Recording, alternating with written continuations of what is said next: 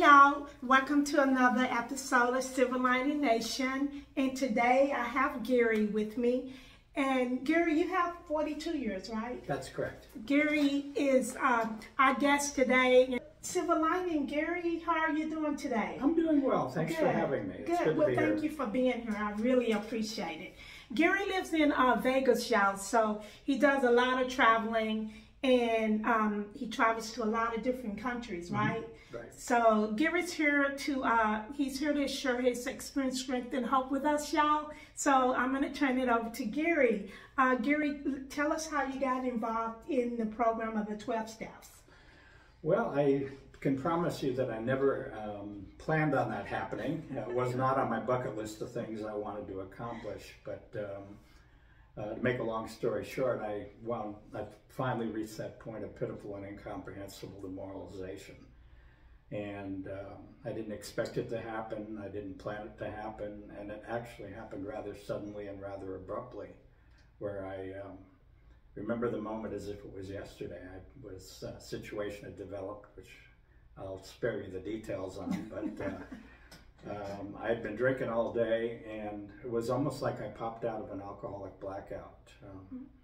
And for the first time, I got a real honest-to-God glimpse of the hopelessness of my condition.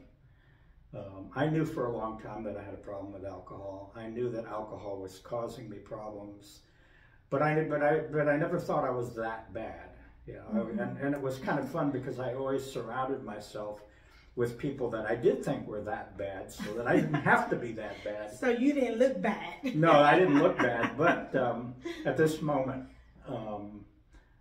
it was just like I lost the will to fight. And my life was out of control, my drinking was out of control, and I felt like I was falling into a bottomless pit. It's the only way to describe it. At that moment, I wanted to quit more than anything in the world. And that was the first time that I'd ever even given any thought to pursuing any avenues of recovery. Were there a lot of 12-step programs around when you came in, Gary? There were. Okay. I lived in St. Louis at the time, and I was actually blessed with, and I have to go back a little bit, about a year and a half before I came in. One of the gentlemen that I used to consider that bad was a guy that I worked with. He and I worked very closely together. We had the same boss. Our jobs overlapped. We were really good drinking buddies. And then he went off and got sober. And he joined a 12-step program. And for a year and a half afterwards, we continued to work together, but I didn't pay a whole lot of attention to him. I had no interest anymore. You know, I was happy for him, but of course he needed it. I didn't. Yeah. But it works for you. It's good for you, but it's not good for me. Yeah, he needs it, but Yes. I don't need it. But yes. When I reached that point of surrender, he was the one I went to. Okay. It took me 6 days. I reached that point on a Saturday night. I went through the next week, determined not to drink, absolutely terrified of the prospect of not drinking. And I came to a Friday afternoon about 4 o'clock, 4:15, near the end of the work week. And I just did not want to face the prospect of a weekend by myself, not drinking, hanging on by the sheer knuckles. And I remember walking into his office about 4:30, and I closed the door and I told him, his name was Dean, his first name, and I said, Dean, I need to talk to you. And he said, what? And I said, and I looked at him, and my exact words to him were, I want to quit drinking just like you did. And his exact words to me were, Gary, I've been waiting for you. And that was my gateway to going to my first meeting of the 12-step program. Did they, were they really, I remember when I came in and you guys were pretty strict with me. You wasn't soft, you wasn't, and I'm really so appreciative of that today. If I did go back and slip, you guys said, oh, it's okay, you told me if I wanted what you had, then I would do what you guys had done to get sober. Mm-hmm. Was it that same toughness back then? Yes, some groups were. There was a good spectrum of groups in St. Louis. I was very fortunate because I wound up in a group, my first home group. It was a step meeting, mm-hmm. and it had a very good cross section of sobriety. I wasn't the only new person in the room, but there were some what I consider anchor sobriety with gentlemen and ladies who had 20, 25 years of sobriety, mm-hmm. and they were very matter of fact about the program. Mm-hmm. They were very matter of fact about what it would take not only to get sober and stay sober, but going beyond getting sober and staying sober, what the responsibilities would be. Mm-hmm. And the other thing that were very good is most 12-step programs have a basis of traditions. Yes. And they were also very strong on the traditions. So you guys studied the traditions a lot. We did. It was a step meeting. Every week we'd do a step, and then once a month we would do a tradition. Okay. I think when I came in, it was mainly work the steps. And mm-hmm. later on, I think after I was in the program for, I would say like 5 years, that's mm-hmm. when the traditions started coming into play. You need to do the traditions now. Mm-hmm. But I think the program, the 12-step itself, keep revolving and it keeps changing. I'm sure you've seen a lot of that. I've seen changes as society has changed. The population in the rooms is, we have we share a common problem. Mm-hmm. But as society has changed, some of that I've found has bleeded into the rooms, mm-hmm. and that in itself is not necessarily a good or bad thing. Mm-hmm. But we have to remember. I think it's important to remember what unifies us in the rooms. Mm-hmm. And in any 12-step program, the underlying assumption, and it's stated in some of the literature, that we have a common solution upon which we all agree, and that which we can unite in harmonious action. And when the common solution gets filtered or watered down, or competing solutions get introduced, then the message gets muddied. Mm-hmm. And then the message isn't effective because a newcomer walks in and they wonder, what is the message? Mm-hmm. Because they're hearing not only conflicting things, but they're hearing inconsistent things. Okay, so that's why we try to make sure we follow the same format that's in our literature. Exactly. That's what I'm hearing. Because, like, when COVID came, we got Zoom meetings, and that was something that was really new to our culture, our program. Mm-hmm. And we started doing that, and even like this podcast. Mm-hmm. Although I do the podcast, I love the program, so there are certain things that I abide by when it comes to the traditions. Mm-hmm. However, I do, and I really appreciate you being on here because it confirms that there are other ways that we can carry the message mm-hmm. and still abide by the traditions and still let people know that, it's possible for recovery. And Gary and I both are an example that you can recover, and that's why I wanted to create Silver Lining mm-hmm. and have people like yourself, especially with long-term sobriety. Mm-hmm. And sometimes I wonder, Gary, and I know I've been asked by my family, and I only have 14 years. You have 42 years, and people wonder, well, why do you keep going? Why do you keep coming back? And I'm asking you with 42 years so our viewers can hear it from you. Mm-hmm. Why do you keep coming back with 42 years? Well, the simple answer is I like what happens when I do come back. Mm-hmm. See, it took a while, and I need to back up if I can. You asked me earlier what brought me into the rooms, and what brought me into the rooms was desperation, that moment of clarity, which, quite honestly, I thank God for, because I didn't see it coming. But what was my perception when I came into the rooms? I figured, well, okay, I'm going to have to do this. And there were some immediate benefits of doing it. You know, there was an initial burst of energy. I'm surrounded now by new people. I have a new routine. The meetings are upbeat. The people are friendly. I'm being welcomed. And this was all new and different, and it's exciting. And I was fortunate because the desire to drink left very early in my sobriety. So that was good. But the problem looking back on it, and I can only see that after I'd been around here a while, is once I had experienced that, I figured that I had accomplished everything I came here to accomplish. You know, life is good, and I have a new routine, and I'm energized by it. But what I didn't anticipate was that my mind was going to begin to clear. That I was going to be emerging from the fog that I had lived in for so many years, the delusional world that alcohol created tremendous delusions and distortions, which were my reality. And now I'm not living in that world anymore. And I'm also now beginning to get clarity on the life that I brought here. And I don't like what I see, and I can't run from it. And so the luster began to wear off. And now the 12-step program became more of a chore than the exciting thing that it was. It was now, oh, I have to do this, I have to do this, because I'm afraid of what's going to happen if I don't. So that's the pink cloud. The pink cloud, and the pink cloud was beginning to become a gray cloud, and I thought, well, I quit drinking, everything should be okay. I mean, drinking caused the problems, quitting drinking is the solution.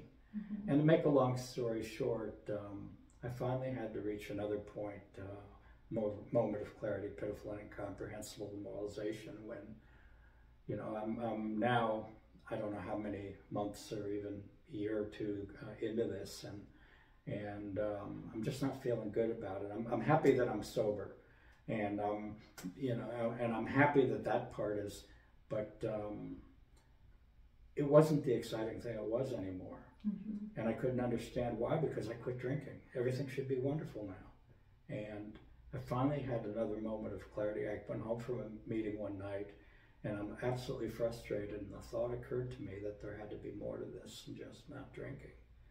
And the real magic of it was the realization that when I take a look in the literature, the discussion about my problem with alcohol, my powerlessness over alcohol, is pretty cut and dry. I have a problem I can't solve, that I'm going to need spiritual help to solve it, and so my choices are to go on to the bitter end or accept spiritual help. But the majority of the literature doesn't talk about that. It talks about life. Yes. It talks about the unmanageability of my life. And I had to come to understand that the work was just beginning, that the door was now open to walk through and to really now take a look at not only the life that I had brought to the fellowship, but why the life turned out that way. And I couldn't blame alcohol for it anymore, because if quitting drinking, if alcohol was the problem, quitting drinking should have solved it. And so I had to start taking a look at that. And when I began to look at it, I began to see that it was that literature was no longer talking about alcohol, but the challenges of living life. And a very important aspect was when I was told that I had to be convinced that any life run on self-will could hardly be a success. Now think about that. I don't know about you, Lorraine, but I know for me that all my life, that's how I'd been trained, and that's what I had learned about living life. If I'm going to have a life, I've got to make it work. If I want to be happy, I've got to create the happiness. If I want to be successful, I have to make it happen. Yes. And so I had tried that. I was a functioning alcoholic. I was determined to be successful. And how did I measure success? Get an education, get a job, build a career, have material things. And I did that. I went and was able to drink my way through college and to graduate. I went on for a master's degree, and to graduate, went on and started building a career. And I managed all this around the drinking. And I thought this would all make me happy. Would give me what I was looking for in life. And yet, the promises that are in the literature, of the negative promises collapse and despair, knowing loneliness such as you do, being isolated, having this undescribable fear. And I thought, well, all this should have made that go away, and it didn't. Yes. And so what the book was now, the books and the literature were now explaining to me was that I had been trying to create the life that I wanted, but it said that any life lived that way could hardly be successful. And how do I have to measure success? Not from the material side, but from the inside. Yes. Was I happy? Was I joyous? Was I free? Did I have a purpose? Did I have a fellowship? Was I comfortable in my own skin? And all the stuff that I did to create the success that I thought I had. And yet I was as a shell of a human being when I arrived here, and I was still a shell of a human being after arriving here. And I had to understand that what the literature was trying to tell me was everything that I thought about living life failed. Yes. And that I had been, as it's told me, the victim of a delusion that I could wrest satisfaction of happiness if I only managed it well. I wrote that down earlier when you said it. Yeah. I needed to remember that. And so what did that mean? That mean I was facing another turning point. I was going to have to examine how I was living my life and realize that my life could not be fixed from that point by trying harder or applying myself more diligently, because it said that any life run on self-will could hardly be a success. So it wasn't even talking to me as an alcoholic, it was talking to me as a human being. And so how do you fix a problem like that? I can't fix it. You can't fix it. I need a power greater than myself to fix it. And then the only question that matters is, if I'm going to a God of my understanding and I'm saying, God, I have two problems I can't fix. I have an alcohol problem, powerless over alcohol. Yes. I have an unmanageability problem. I'm trying to create a life where I can just have a little peace and contentment. And I can't do it, because any life run that way can hardly be a success. What does God want in return from me? And the magical promise that is common to 12-step programs is that if I turn my will and my life over to God's care, as I understand Him, and I perform His work well, He will in return provide what I need. And what I need takes a little bit of thinking, and I don't even know all of what I need, but I know some things. I need to have a little peace. I need to have a purpose. I need to have a fellowship. Yes. I need to have things to look forward to. I need to be energized about the day. I need to be enthusiastic. I need to be safe and protected. I need to be provided for. I need people in my life. You know, I need to be connected. I need to have that knot in my stomach go. And it says that He will provide what I need if I stay close to Him and perform His work well. So you ask me why I stay around. Is because I've given that a shot. And what we've just described here, to the degree that I'm willing to put my own interests aside and I start taking an interest in what God would have me be and what He would have me do, that my life is, there are no words that can describe it. And it doesn't mean that everything is bunny rabbits and rainbows. Yes. What it means is I can face the day differently. A little bit of courage and confidence rather than running away from life's challenges. I can have a faith that even if I can't see what's happening, that there is an answer behind. You know, it's just a matter of staying the course. Yes. And I look back today, and I've got people like you and others in my life. I've got a fellowship where I can be an active part of. I have a purpose in life. The opportunities and the situations and the challenges. I look back over the course of the time that I've been sober. Why wouldn't I want to do this? Why wouldn't I want to keep coming back? And one of the most blessed things at all is I've had the opportunity to literally see generations of people come into the rooms. And if I look beyond the surface, I can see myself in each and every one of them. But I can see something that they can't sometimes see, is I can see the potential.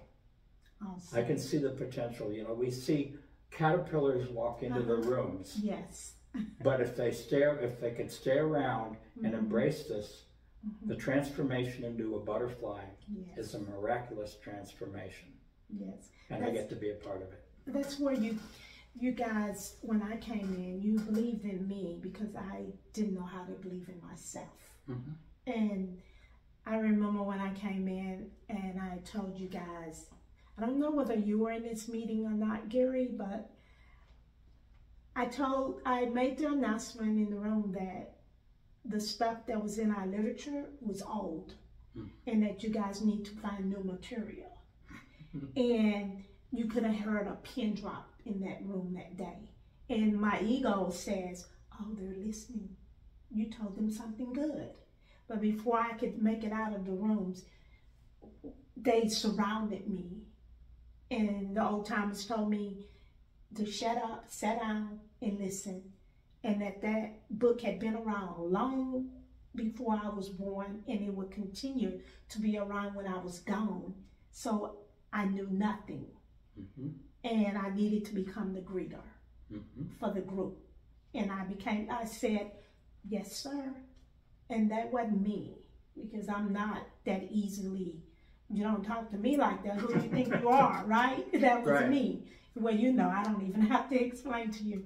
But that day I did listen, and you guys were right. You know, I love the literature today, and now I'm studying some of the history because I'm where I want more. So were there ever a time, and I'm sure it was, that you got in your program and it was like you decided you needed more, you wanted to learn more about the program? Mm-hmm. What, do you know when that happened? How long did it? I can't pinpoint a time. Mm-hmm. But one of them, let me put it this way. In the beginning, it was all about doing, okay? Mm-hmm. But it all had to come from somewhere. And as I began, as the magnitude of what was on offer began to emerge, and that's something that took time and happened in stages. Mm-hmm. Because one of the things, and let me kind of circle around in answering your question, is that in the beginning, the different pieces of recovery seem to be overwhelming and complicated. I mean, think about it. You have 12 steps in a 12-step program, and they encompass things like a faith in a higher power, a surrender, if you want to use that word, talks about doing things like inventories, talks about things like making amends, and as you were talking about, promptly admitting that you're wrong about something, and then carrying a message, being of service, you know, and all those pieces are kind of like going to IKEA and seeing all the pieces and have to put them together. And then over time beginning to realize that it's not disjointed, it's very unified. And that over time becoming, not only is it all unified, but it's utterly simple. And that's where the power came from. And I think it was as I began to realize the power of the simplicity, then the curiosity in terms of, well, where did all this come from? Think about it. I love the history of the fellowship. You know, and I think back to, let's go back to the 1930s, and you have Bill or member, and he reaches out to someone in a strange town. Why did he reach out to someone in a strange town? Because he had one piece of knowledge that had been imparted to him by someone else, and that was simply that if he wanted to stay sober, that he needed to offer it to someone else. Yes. He didn't have the 12 steps. He didn't have the traditions. He didn't have the literature. He didn't have the meetings. He didn't have a phone number he could call. Certainly didn't have the internet. But he had one piece of knowledge, that if he reached out to someone, he could stay sober. And he went and to another member and sat down and spoke to that member, and his approach to that person, he was as tradition says, is that when he introduced himself, he said, "I am here tonight because I need you perhaps as much as you need me." And from that conversation and from the events that followed, the emergence of 12-step programs began.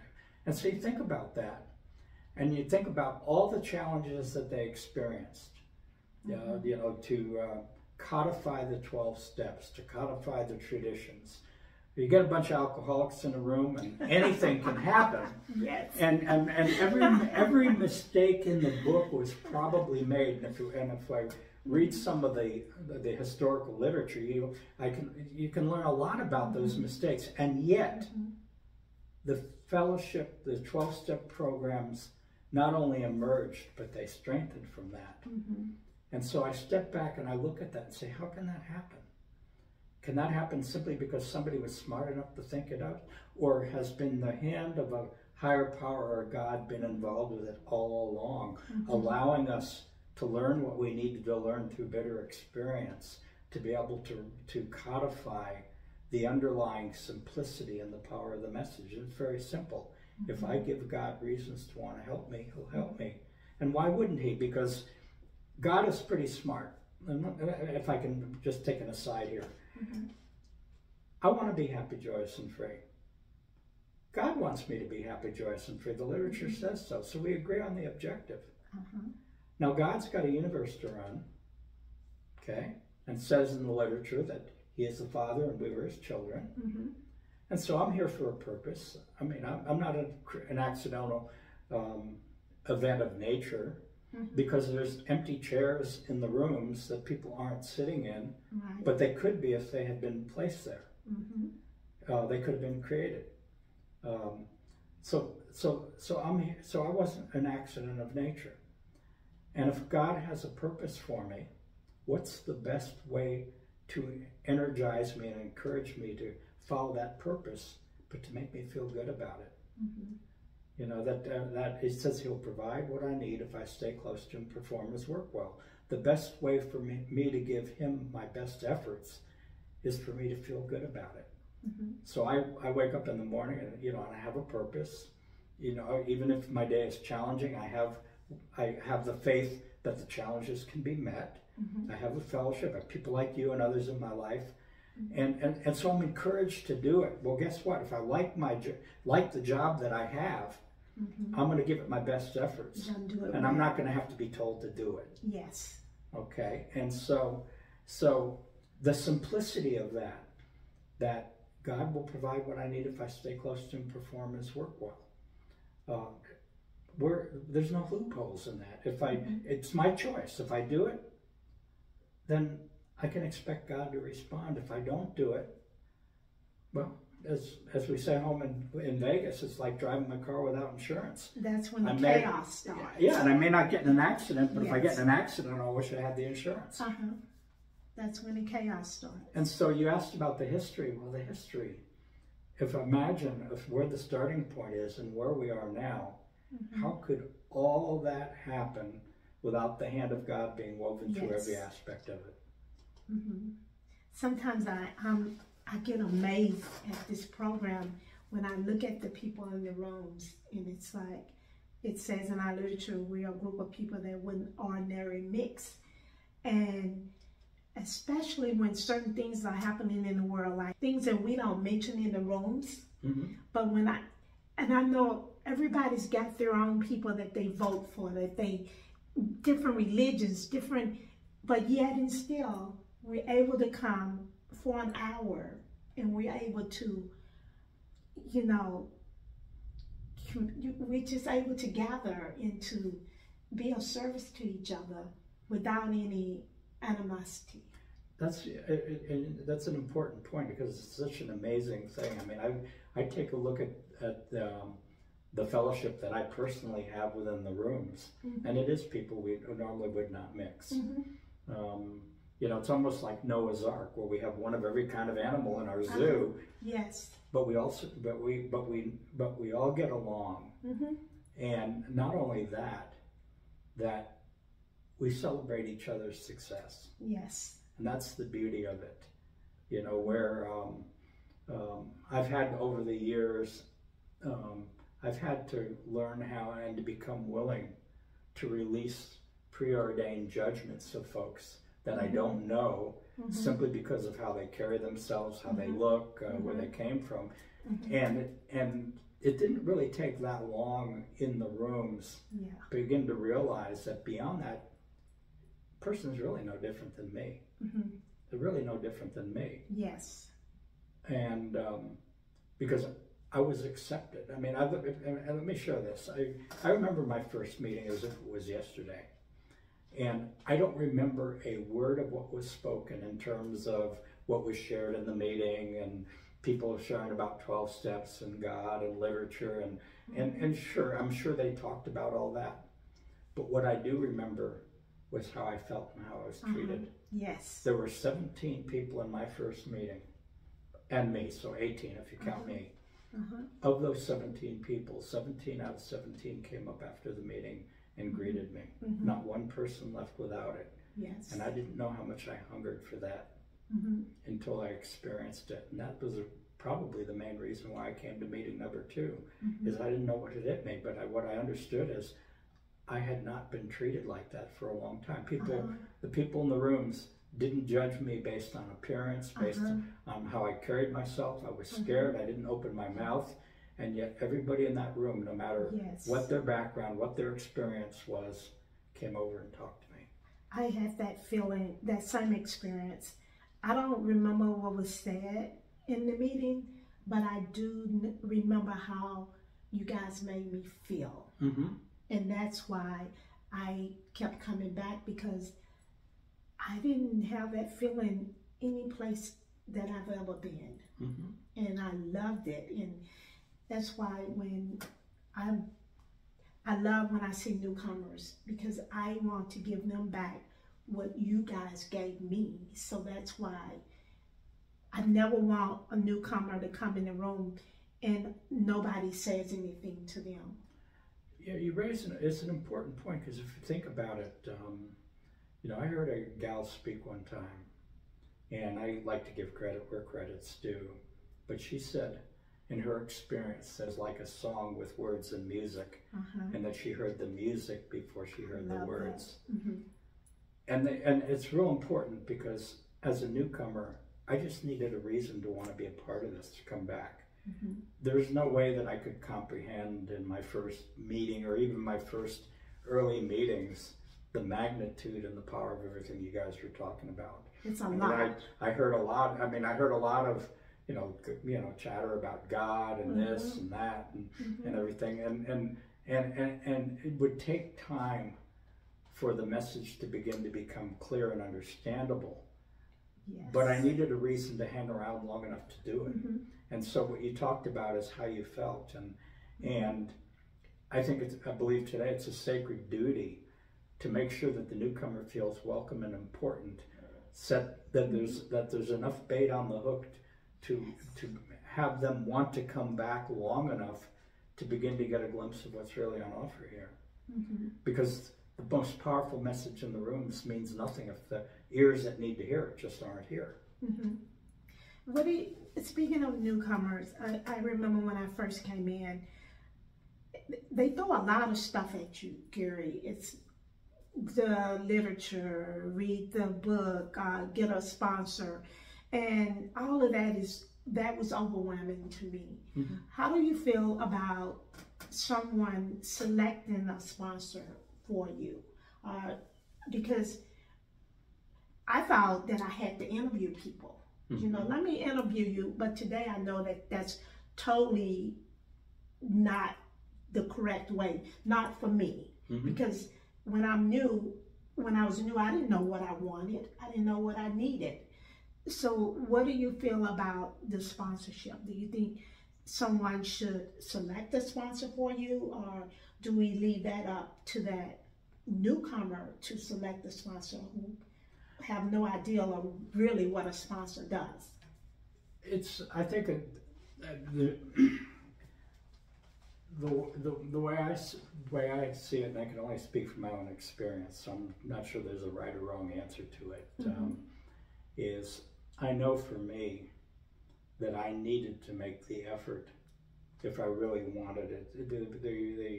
The preconditions of recovery are very simple. Do I want what these people have, and am I willing go to any length to do it. But with that said, I think as a person who's been around a while, encountering newcomers coming in the rooms, I've got to make an effort to create a bridge, to reach out and to create what hopefully is a safe environment, which means not just sitting in meetings with them, but if they arrive before the meetings, striking up a conversation with them after the meeting, maybe sitting down and just taking an interest in them to help break down the barrier of fear, to make them feel like their presence means something, that they can be comfortable, like you and I are talking here, where they can be comfortable, not necessarily pushing program on them, but establishing a rapport. And then, so that makes it easier for a scared newcomer to make the leap and to reach out. But it tells me in the literature that I have to quit playing God. And I think I'm playing God if I think I know that person A gets matched with person B. So I don't necessarily do that. And then when I picked well, actually my second sponsor early in my sobriety, and I interviewed him for the job, and he interviewed me for the job at the same time. And he asked me, he says, "Gary, what are you looking for in a sponsor?" That was a pretty good question. And I looked at him and I said, "Well, Bill, I'm looking for someone who's going to tell me what to do." And he looked at me and he said, "Gary, I might not be your person." And I said, "Why?" And he said, "I'm an alcoholic. I can't manage my own life. Do you really want me to experiment on you?" And so what he helped me to understand is that my proper role in that relationship was that he would share his experience with me, but he would leave it up to me to decide what to do with it.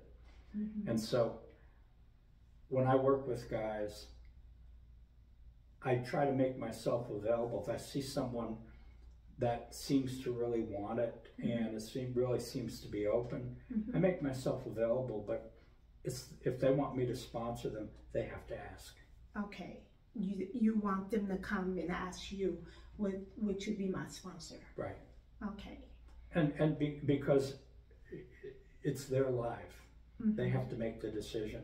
And I might not be the right guy for them. And so if I presumptuously think I am, then I'm playing God again. Okay. So I usually meet with them. If someone asks me to be their sponsor, I'll tell them, let's meet and let's talk about it. Exactly. Let's make sure that we're a good fit for each other. And a lot of times they weed out. They decide I'm not the right one, which is fine because there are people with different personalities that fit different people in these rooms, which is okay, you know, because I'm not going to be a fit for everybody like everybody's not a fit for me. I was reading in some history about when people were getting sober back in the day and how they did the 12-stepping, 12 steps for people. And I know they don't do that a lot anymore, where you go where people they're drunk and you're trying to help them.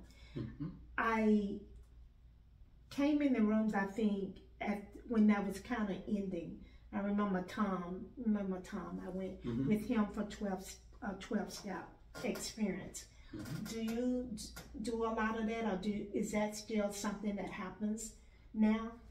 If you're asking whether or not I go out and actively look for drunks to try to recruit them, I really don't do that.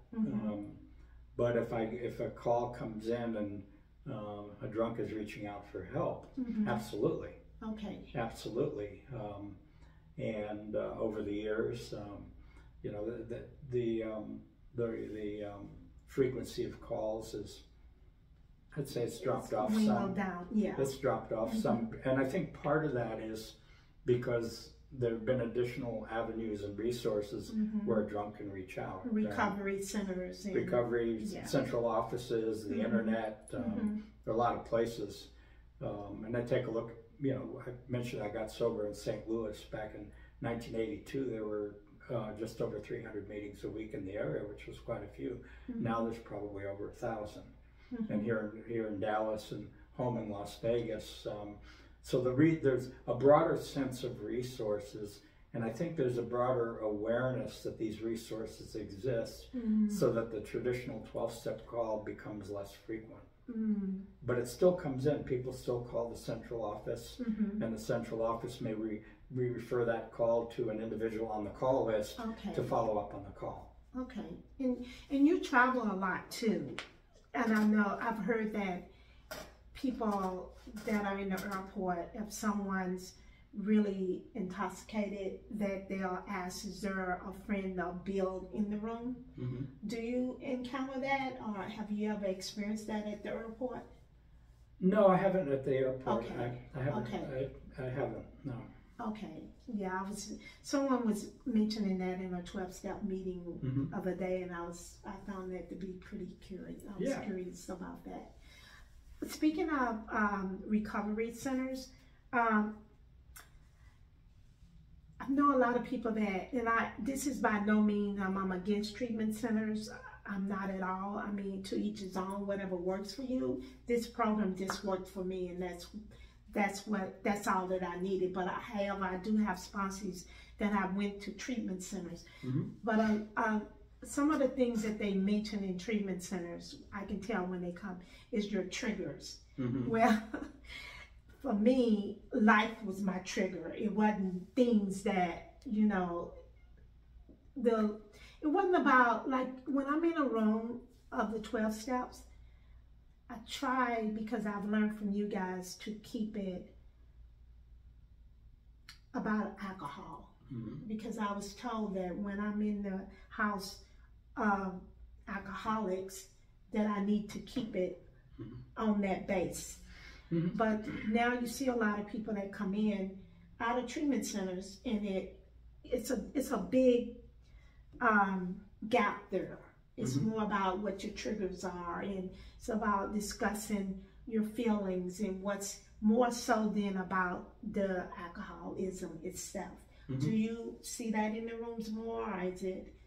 I see, yeah, I do, and I think remember the treatment centers, as you say, they have a purpose, and if a person goes through a treatment center and gets value out of it, more power to them. But a treatment center is totally separate from any 12-step program, and it then becomes incumbent on the members of a 12-step program to make sure that that distinction is clear to anybody who purports to join the 12-step program. Yes. So you talked about sponsorship earlier. I believe if I'm sponsoring a newcomer that has come in through a treatment center, I try to make an effort to make sure that they understand that I'm not here to contradict or negate any experience that they had. Yes. But what we have to offer is a common solution upon which we can all agree, and that's a spiritual solution based on the 12 steps. Yes. And that I'm not here to argue or not argue those points. And so if they want what we have, they'll do what we do. Yes, yes. And that's my experience also. If I go to my sponsor and I complain about a meeting where that's not being brought up, the first thing she's going to say is, you're in that meeting and you need to bring it back around to alcoholism, because that's what that meeting is for, alcoholism. Right. And that's what you need to bring it back. So I've learned that from her, and it's the same thing that I'm hearing from you, that's our job, rather than me, I'm not going back anymore because there's too many people from the treatment center there, and they're talking about God, and they're, you know, because that's what they're being taught there. But for me, treatment center is sometimes it's to get you into these rooms, and that's just a path. You know, that's just a stepping stone to get you here. And once you're here, this is a long-term thing that we're going to be doing. You guys told me the rest of my life, if I practicing in as long as I live. So that's I just wanted your opinion on it. It sounded like we're on the same page. Yeah, a treatment center can do one thing well, and that is they could detoxify the individual and bring them to a point that their head is at least clear enough to be willing or able to begin to hear a message. If a person goes through can clear out some. like a 30-day or a 60-day program and they've been separated from alcohol for that period of time, then when they arrive in the rooms, we have a place we can start. Yes, I like that. We have birthday nights, and you see there's a big gap. I think it's from 1 to 5, is it? So what do you think happens, to the best of your experience, that we don't see that it's a big drop there? I'm glad you asked that, because it is something that's near and dear to my heart. I look back, and one of the areas of recovery that I personally think, and this is just my own experience, my own opinion, so take it at that, that is not fully understood is what we talked about earlier, which is the magnitude of the second half of step 1. We'll see people come in, and a person will come in, and the immediate benefits of getting sober are apparent to them, and it doesn't look like they're struggling with the idea of what powerlessness over alcohol means. That's usually, for a person who's desperate and willing, that's usually not a complicated sell. And so to fall into the same trap that I fall into was okay, the desire to drink has left, staying sober, got the pink cloud is beginning to wear off and everything.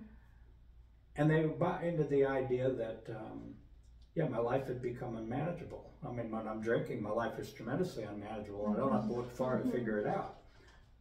But here's the trap. I think many people fall into the trap of thinking, but now that I'm sober, I'll be able to manage my life. Now that I'm sober, I can take charge. I have a clear mind now. And now they have God in their arsenal. And if it gets really, really difficult, I've got God to keep me, to help me. And so the magnitude of being convinced that any life run on self-will and what that means doesn't sink in. I believe that.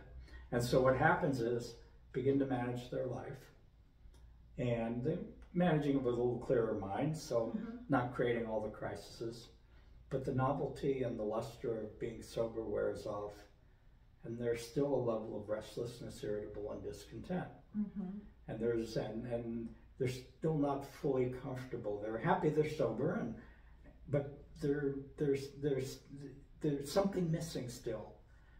And yet they think they're doing everything that they're supposed to. I'm not drinking. I've got God. But they're managing their lives. And then you hear the buzzword, well, I'm turning it over. Well, what's the it? The it is usually a situation, problem, resentment, anger, relationship.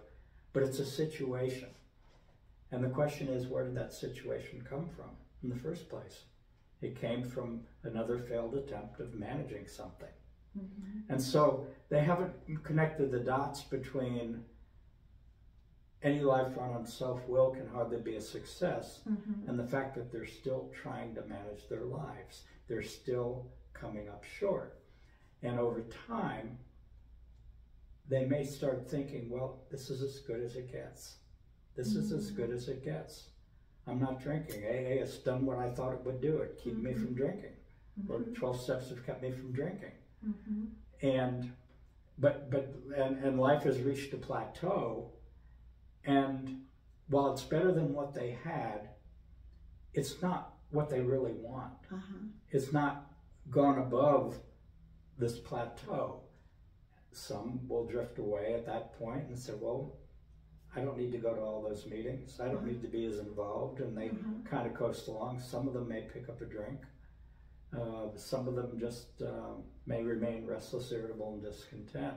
And so after 5, 6, 7 years, they don't see the promise in what they're doing, and they begin to lose interest in it. They're putting in a lot. In the beginning, we put in a lot of effort because it's exciting, but now they're putting in a lot of effort and it's plateaued. They're pulling back. And so they begin to look for other avenues. They're no longer growing. They're no longer growing. They're looking for, they're now trying to figure out why I'm still not that comfortable. I'm still, something's missing. And perhaps they look in other areas. Perhaps they just lose faith in the fellowship. Perhaps they figure, well, I've exhausted everything the 12 steps do, so I don't need to put in as much effort. And then the missing piece is they're trying to manage their lives, and then they try to turn it over when things get difficult. So they're not turning their will and their lives over to God's care. They're turning a situation, and they're asking God to follow them around with a mop and a bucket to clean up the mess. And without realizing that, in my opinion, so to keep it, they've missed the essence of what the magnitude of second part of step 1 is, that if my life is truly unmanageable, then I need to turn my will and my life over to God's care, and I need to stay close to Him and perform His work well proactively, and He will provide what I need. If I'm asking God for direction and guidance throughout the day, and then I'm inspired and follow the direction or guidance, then it's amazing how the number of incidents where I then ask God to come in and rescue me drop off. And in return, He's providing what I need, that happiness, that joy, that freedom, that sense of connection, that sense of purpose. And that's why you'll see in your spectrum after 5, 10, or 15, it begins to flatten out. And then you see a consistent level of folks that just continue to do it. Because they've discovered that, and they realize that it's a promise that's kept in the moment. And moments become days, days become weeks, weeks become years, just focusing on He provided what we needed if we kept close to Him and performed His work well. That works in day 1. For me, it's worked for an extended period of time, and I believe today it will continue to work if I continue to do it, but I like it. And so if a person doesn't discover that, I think that's a key driver in why people drop off. I never looked at it that way, but it makes sense, because I'm always seeking. I want to always be seeking in this program. I want more. I want to learn more, and I want to remain a student so that I can continue to learn, and because it's a lot. Absolutely. And I think I get more excited when I'm talking about recovery in this program than I do anything else. It's like I can be in the dumps and someone will call and it's like, we talk about program, oh, I'm all in. You know, I'm like, I wake up. Well, think about this. Let me interrupt real quickly. It says, and we talked about this earlier, but very briefly, it says, we are sure that God wants us to be happy, joyous, and free. And think about that. That's my objective too. So God and I agree on the objective. So the question is, if I get to a point where I'm finding myself on an extended basis, restless, irritable, and discontent, that's not what I want, but it's not what God wants either. And so that opens up the hope. And if I just step back and I say, well, why is that happening? And it's happening because I'm probably trying to manage my life once again, trying to do the humanly impossible, and forgetting that it's the grace of God. It tells me in the literature that the grace of God will accomplish the humanly impossible, and that I will experience through that grace power, peace, happiness, and a sense of direction. How do I get that grace? By trying to stay close to Him and perform His work well. And I love that you say that, you know, where God wants us to be happy, joyous, and free. When I came in and I was working step 2 with my sponsor, I remember telling her we could skip that step because I'm Baptist And I got a God. And she asked me, how was that working for you? Where was that God working? And I was so mad at her. Today, that God is totally different. My God wants me happy. He wants good things for me. And that's how I look at it. And when you share that in the rooms, I remember that, you know, because sometimes I'll forget those little things like that they're little, but they're really important. That he wants me happy. He don't want me here to be miserable. That's my doing, not his. That's my free will. But yeah, I love when you say that. It reminds me. And think about, why would God want me to be happy, joyous, and free? Because if I am, I'll do better work for him. You're going to do his work. I'll do better work for him. Yes. So he's got a stake in this. It's not a one-way street. Yep, I love that. Well, we're going to wrap it up, Gary, and thank you so much for being on Silver Lining. Well, thanks for having me. Guys, I hope you guys enjoyed Gary's visit with us today. And remember, we love you guys here at Silver Lining Nation. You guys take care, and we'll talk to you soon. Bye, guys.